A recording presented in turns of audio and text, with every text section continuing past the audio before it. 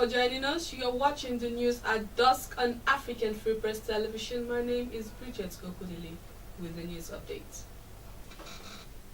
The Economic and Financial Crimes Commission has arrested a former Minister of Interior, Abba Moro, over the Nigerian immigration recruitment scam in which no fewer than 20 job seekers died.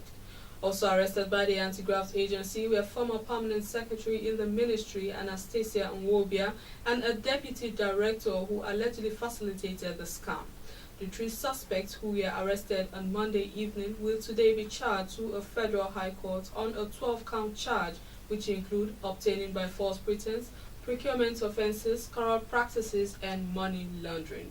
Leader of the Defense Movement for the Emancipation of the Niger Delta, Chief Government Ekwemumpolo, also known as Tom Polo, has denied being the brain behind the trending publication on the social media threatening to blow up oil pipelines in the creeks if President Muhammad Buhari does not withdraw soldiers from Bamuratu Kingdom in a few days. The denial was contained in an electronic press release signed by Tom Polo's media aide and consultant Paul Bemendimbo and made available to Nigerian Tribune in Warri, Delta State on Monday afternoon. Paul, who has been out of touch, said those behind the destructive threat publication were people who were under oath to eliminate Tom Polo. And still in line against pressure from some leaders of the party opposed to his emergence as the national chairman, Senator Ali Modu Sharif has formally taken over the leadership of the People's Democratic Party (PDP), vowing not to resign. Addressing a press briefing moments after the official handing ceremony at the National Secretariat of the party in Abuja on Monday, he said Ambassador Wilberforce Juta, who is leading the call for his resignation, contested the post of the national chairmanship with him and scored only one vote in an election conducted by the National Executive Committee (NEC).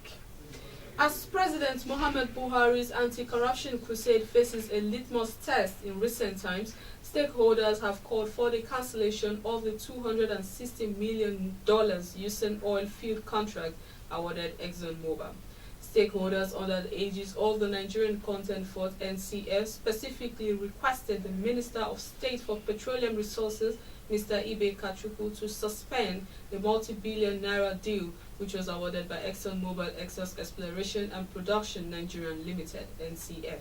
In a document made available to reporters and signed by its President General Chief Ebikwabo Ezokumo and Secretary Mr. Yontari, alleged that the award of the contract without any open competitive bidding contravenes Section 16, subsection 1C and D of the Public Procurement Act (PPA) of 2007, and it's punishable under Section 58C of the PPA.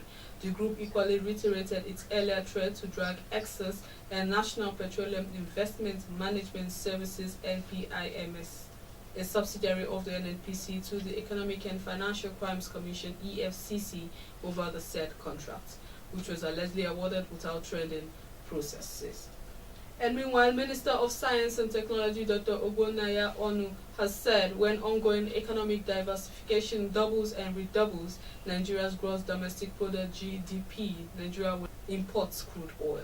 Speaking when he played host to the Nigerian Society of Chemical Engineers led by its president, Professor Emenike Wami, in his office yesterday, the minister urged Nigerians to prepare for a period when they would use up every petroleum product produced in the country because of rapid growth in the economy and would no longer export crude oil but depend on imports.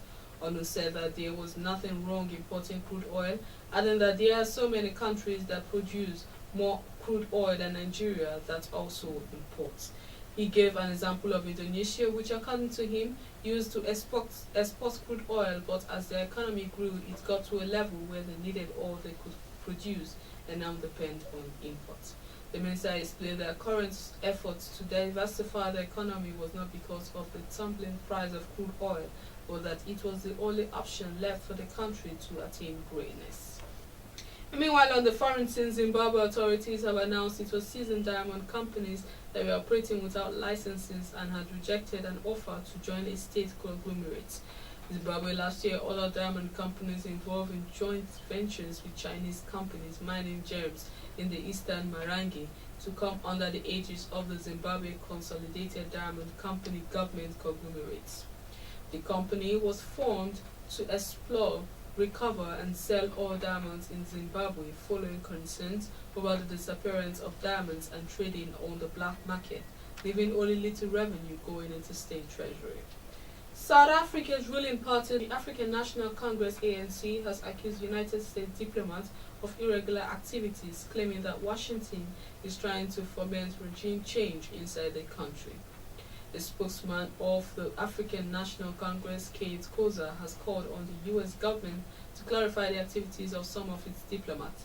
Mr. Koza referred to accusations made last week by ANC Secretary General Gwade Mantashe that the U.S. was planning regime change in South Africa, similar to the Arab Spring. Meanwhile, in sports, Governor Akinwumi Abode of Lagos State on Monday welcomed the decision of Barcelona FC of Spain to establish its first football academy in Africa in the state. Governor Abode, who spoke at the Lagos House Alausa while receiving the senior management staff of the football club, said he was delighted with the development. He said it was in synchrony with his administration's philosophy for sports development.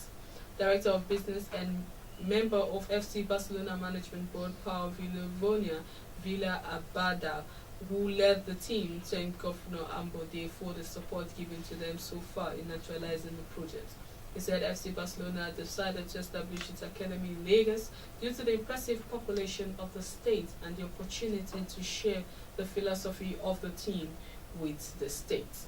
On his part, Oscar Grau, worldwide director of Barcelona Academy, said it was indeed a big honor for the club to establish its academy in Lagos, as many of the big names in the team started from such academy. And for more stories, please log on to our website at www.africanfreepress.com, like our Facebook page at African Free Press, follow us on Twitter at African Free Press. Don't forget to join in our discussions at African Free Press Forum and subscribe to our YouTube channel at African Free Press. My name is Bridget Okudili.